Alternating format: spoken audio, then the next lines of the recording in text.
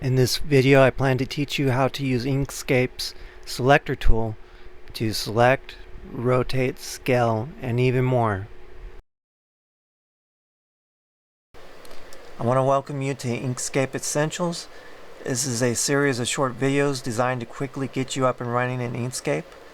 And in this video, we're going to quickly talk about the Selector Tool. I know, it's a beautiful name.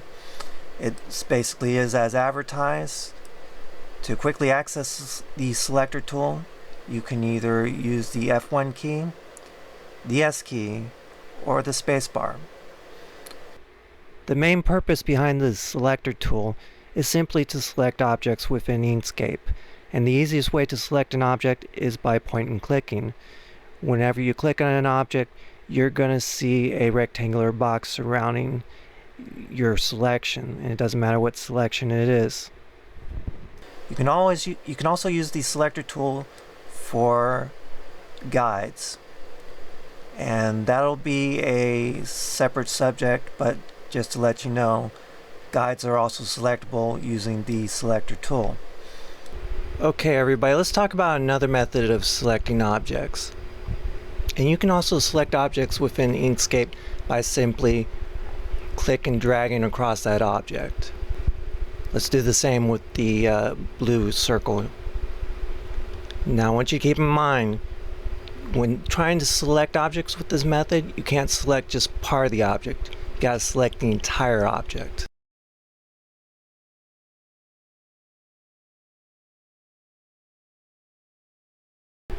Next, let's talk about how to select more than one object. Alright, you can hold down the Shift key and just point and click, or you can click and drag over whichever objects you need to select. Now make sure, if you need multiple objects selected and you're clicking and dragging, select over all the objects, not part of the objects, because otherwise you'll only get whatever you completely highlight. Now another thing I need to quickly show you is when you hold the Alt key, and this is great when you have stacks of objects, it'll allow you to cycle through the objects within the stack.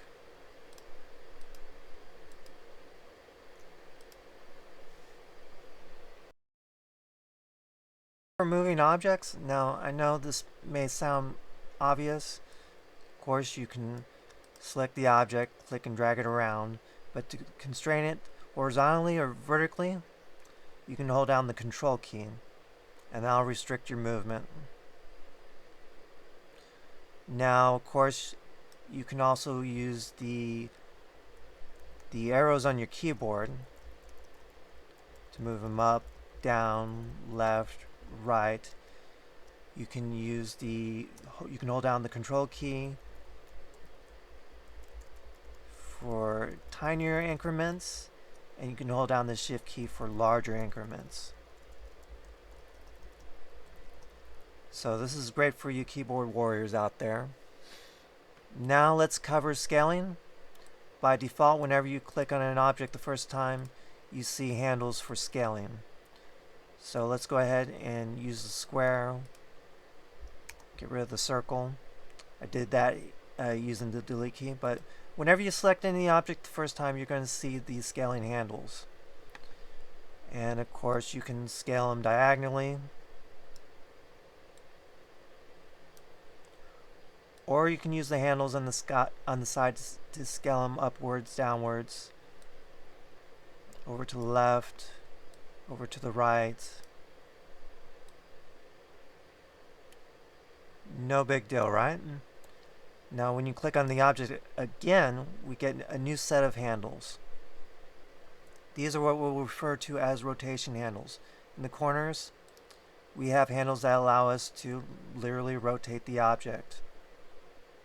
And these will work with virtually any object. So I've just clicked the start twice, grabbed one of the corner handles, round we go.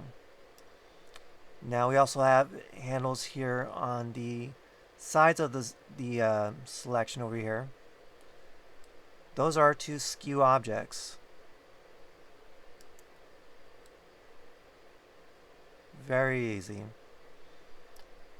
And the beautiful thing about the Selector tool, you can do all these things very quickly within the same tool.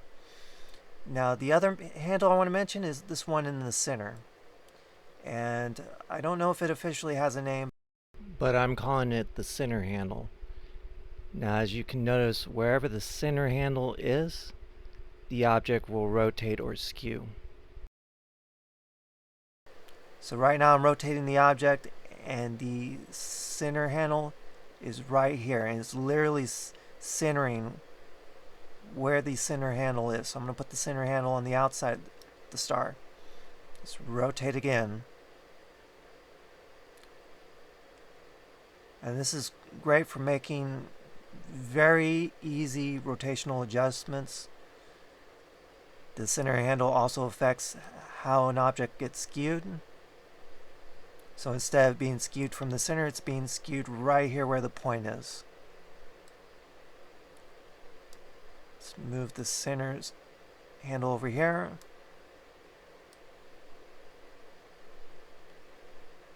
See how it's being manipulated by the location of the center handle?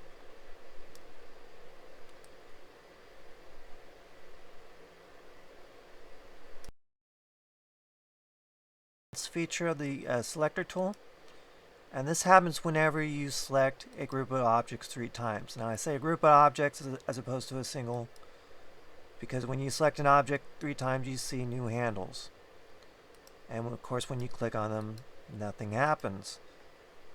Now we select a group of objects, click it twice, 3 times, and now we're going to see some magic. Alright, and what we have here are alignment handles. So let's start with the center here. Basically, it aligns all your objects based upon their centers horizontally. And that happens without having to touch the keyboard, but when you hold down the Shift key, it aligns all the objects vertically. Now let's talk about the handles on the edges here.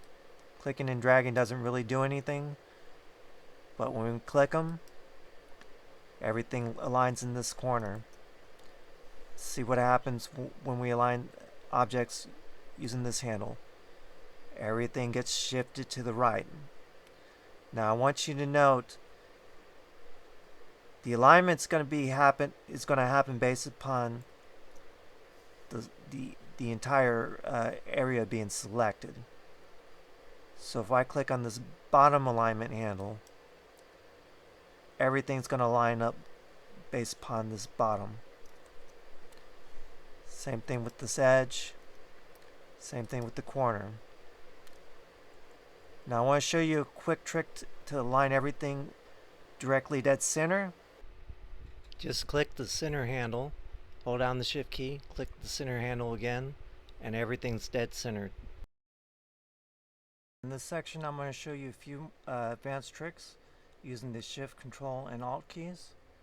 So when we're in scale mode using our Selector tool, you can scale this up and down using the corner tools while holding down the Control key, and it scales at a perfect 1:1 ratio.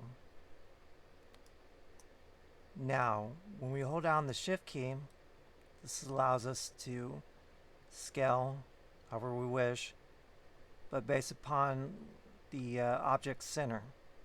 So you see the red plus in the middle? That's where we're scaling from. Now I'm going to let go of the Shift key and I'll show you what happens. Now it's scaling like normal from the opposite corner. Same thing happens when we hold down the Shift key. When we let it go, we're scaling from the opposite corner. Now the Option key is a little funny, but it constricts our scaling by either stretching the object up and down or left and right. Now let's click it again to find out what happens when we're in rotation mode. So we'll hold down the Control key, grab a handle, and it basically constricts the rotation of our object. So when we let go of the control key, it's a little smoother, it's a little faster, but when you hold it down, you have some constriction. Same thing with the option key. It's going to be the restriction is going to be a little bit more noticeable. So when we let go, it's smoother. Holding it down. Alright, and the shift key allows us to rotate instead of from the center, like what normally happens, we're going to rotate from the opposite corner. Same deal when we grab another corner. This is when we're holding down the shift key. When we let it go, we're back to rotating from the center.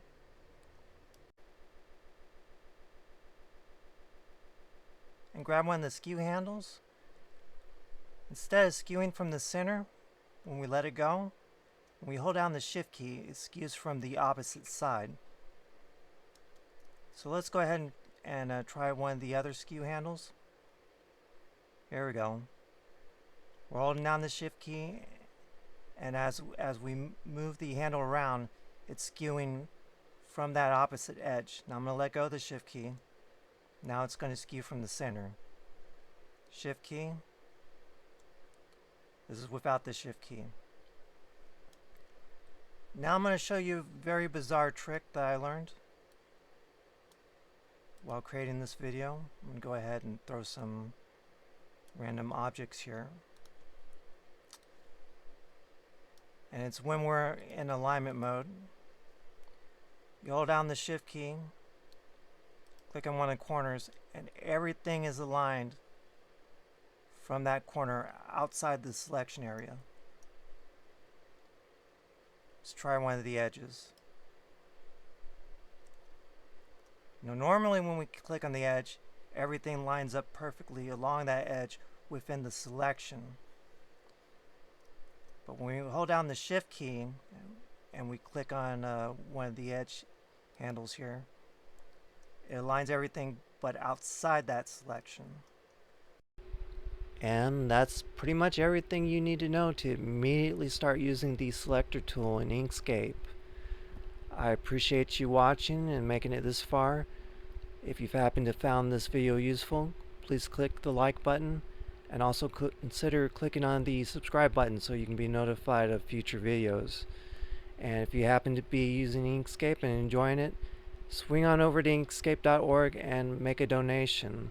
That'll help continue the development of this wonderful program. Thanks a lot.